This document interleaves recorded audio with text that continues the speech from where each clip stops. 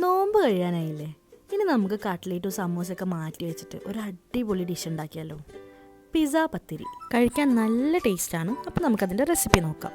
First നമുക്ക് ചിക്കനിൽ മുളക് പൊടി, മഞ്ഞൾപ്പൊടി, ഗരം മസാല, ഉപ്പ്, പിന്നെ നമ്മുടെ ഇഞ്ചി വെളുത്തുള്ളിയൊക്കെ ചതച്ച് ഇട്ടിട്ട് നന്നായി മിക്സ് ചെയ്തിട്ട് നമുക്ക് മാറ്റി വെക്കാം. എന്നിട്ട് കുറച്ച് കഴിഞ്ഞിട്ട് നമുക്കതൊന്ന് ഫ്രൈ ചെയ്തെടുക്കാം. ജസ്റ്റ് ഷാലോ ഫ്രൈ ചെയ്തെടുത്താൽ മതി. നമ്മൾ ചിക്കന് ചെറിയ ചെറിയ പീസാക്കിയിട്ടാണ് കട്ട് ചെയ്തിട്ടുള്ളത്. ഇനി നമുക്ക് ഉണ്ടാക്കേണ്ടത് പിസ്സ സോസാണ്. അത് മേടിക്കാൻ കിട്ടുന്നവർക്ക് മേടിക്കാം, പക്ഷെ നമ്മൾ വീട്ടിലുണ്ടാക്കുന്നതിനാണ് കുറച്ചും കൂടെ ടേസ്റ്റ് ഉണ്ടാവും.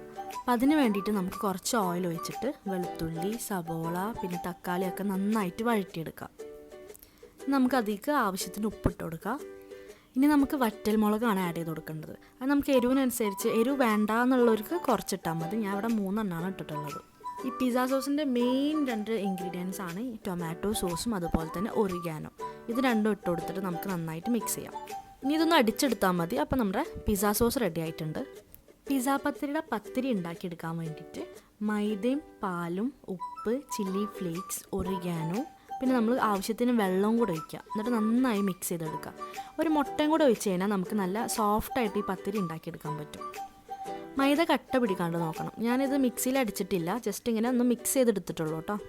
ഇനി എന്താ, ഇങ്ങനെ ദോശ ചുടുന്ന പോലെ ചൂടുക. ഒരു സൈഡ് വെന്തേനെ നമുക്ക് മറിച്ചിട്ട് കൊടുക്കാം. ഇനി ഈ ദോശ ഡിപ്പ് ചെയ്തെടുക്കാൻ വേണ്ടിയിട്ട് നമുക്ക് മുട്ടയും പാലും ചില്ലി ഫ്ലേക്സും ഒറിഗാനോ ഉപ്പും കൂടെ നന്നായി മിക്സ് ചെയ്യുക. അതിലാണ് നമ്മൾ ഡിപ്പ് ചെയ്തെടുക്കുക. ഇനി വലിയ പരിപാടിയൊന്നുമില്ല. ഇനി നമുക്ക് ഇതുപോലെ ഫസ്റ്റ് ലെയറായിട്ട് ഈ ദോശ ഒന്ന് ഡിപ്പ് ചെയ്ത് വെച്ച് കൊടുക്കുക. പിന്നെ അതിൻ്റെ മേലെ നമുക്ക് പിസ്സ സോസ് നെക്സ്റ്റ് ലെയറായിട്ട് ഇട്ട് കൊടുക്കാം. അതിൻ്റെ മേലെ നമ്മൾ സബോളയും അതുപോലെ തന്നെ ക്യാപ്സിക്കം ചെറുതായിട്ട് കട്ട് ചെയ്തത്, അതിൻ്റെ മേലെ ചിക്കൻ, പിന്നെ ലാസ്റ്റ് ചീസ്. ഇനി ഇതുപോലെ ഒരു 2-3 ലെയർ നമുക്ക് ആക്കിയെടുക്കാം.